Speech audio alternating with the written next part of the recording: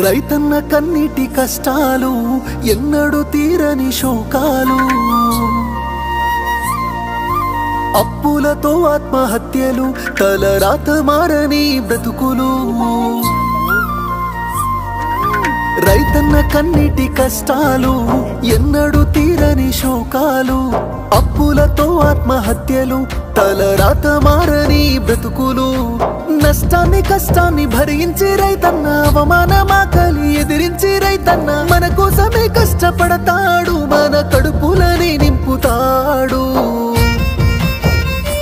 అయినా రైతన్నకి నాడు ఉండదు కంటి నిండా కునుకు